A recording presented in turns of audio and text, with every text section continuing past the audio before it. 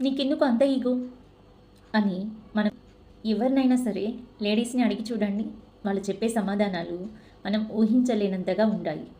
ఒక్కసారి మీరు ట్రై చేశారంటే వాళ్ళు చెప్పే సమాధానంలో కోపం ఉందా, ఈగో ఉందా, బాధ ఉందా, ఆవేశం ఉందా, ఆలోచన ఉందా అనేది మనకి తెలుస్తుంది మనసు లోతుల్లోకి వెళ్ళి చూస్తే. మరి అలాంటి విషయాల్లో కొన్ని విషయాలను మీకోసం కూడా తీసుకొచ్చేసాను. అయితే ఇలాంటి విషయాలు ఆడవాళ్ళల్లో ఇలాంటి అవరోధాలను, ఆటంకాలను కలిగించడానికి మొదలుపెట్టే ఒక అవరోధాలుగా మారుతూ ఉంటాయి. మరి అలాంటి అవరోధాలు ఏంటి అని తెలుసుకోవటం మనందరి బాధ్యత. అవును కదా? ఎందుకంటే ఇంటికి దీపం ఇల్లాలే అన్నప్పుడు, ఇల్లాలని బాగా చూసుకున్నప్పుడు ఇంటికి దీపంలాగా ప్రపంచానికి రూపంలాగా మారుతుంది. అలాగే శక్తి అనే పదానికి అర్థం అప్పుడు మొదలవుతుంది. దానిని మనం నిజస్వరూపం చూసిన వాళ్ళం అవుతాం. ఫస్ట్ ఆఫ్ ఆల్ మనం అవగాహన చేసుకోవాల్సిన ఒక ముఖ్యమైన పాయింట్స్ చూసినట్లయితే, ఇతరులతో ఎప్పుడైతే మన ఇంట్లో ఉన్న ఆడవాళ్ళని పోలుస్తామో, అది అమ్మ కావచ్చు, అక్క కావచ్చు, చెల్లి కావచ్చు, అలాగే భార్య కూడా కావచ్చు.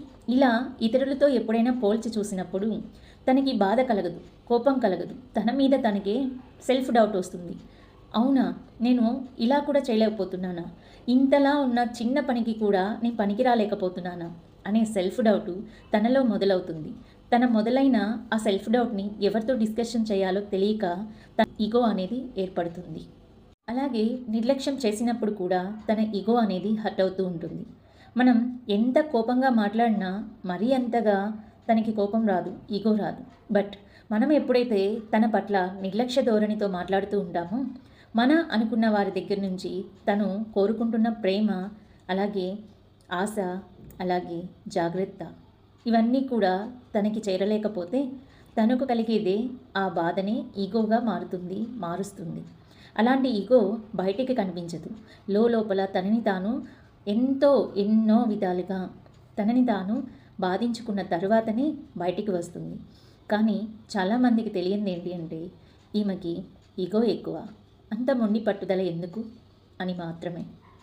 అదేవిధంగా భావోద్వేగాలను అర్థం చేసుకోలేకపోవడం, తను చూపించిన ఫీలింగ్ అనేది ఎదుటి వాళ్ళకి సరిగ్గా అర్థం కానప్పుడు, ఓస్ ఇంతేనా, ఇంత చిన్న విషయానికేనా అని కొట్టిపారేస్తూ ఉంటారు.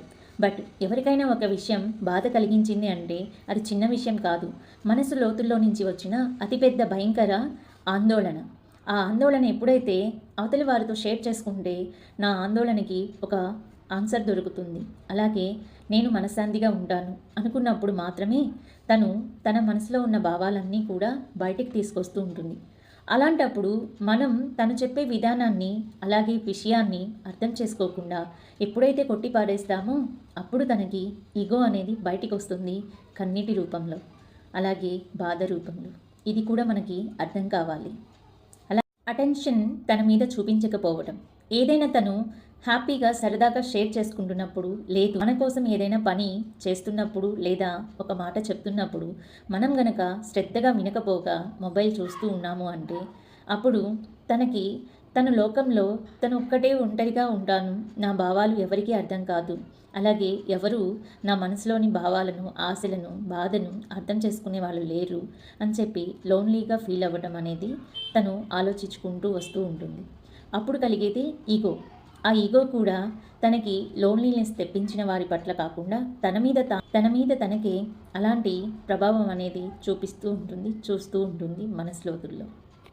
ఎక్కువగా ప్రయత్నాలు చేయకపోవడం, తన కోసం ఏదైనా మెసేజ్ కానీ, కాల్స్ కానీ, అలాగే తన కోసం ఏదైనా ఒక చిన్న గిఫ్ట్ అయినా కూడా ఎప్పుడైనా మనం రిప్లైగా ఇవ్వకపోయినా, అలాగే తనని ఎప్పుడు కూడా కేరింగ్గా చూసుకోకపోయినా తనకి కలిగేది ఈగో ఇన్స్టెంట్గా వచ్చేస్తుంది.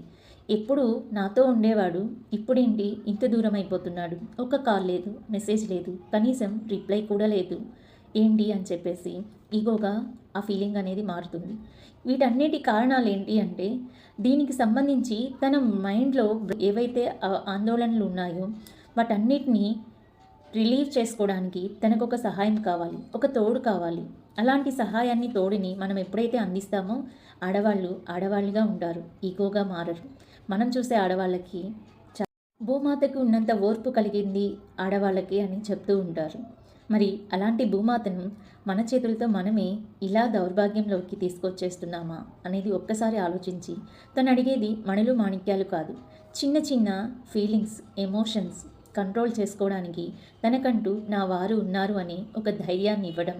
మరి ఇలాంటి ధైర్యాన్ని మనం అందించలేమా? ఒక్కసారి ఆలోచించండి.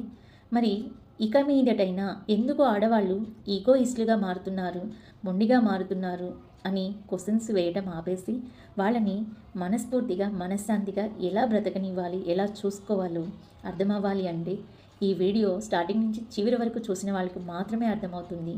సో ఇక నుంచైనా మీరు మీ ఆడవాళ్ళందరినీ కూడా జాగ్రత్తగా చూసుకుంటారని అనుకుంటున్నాను.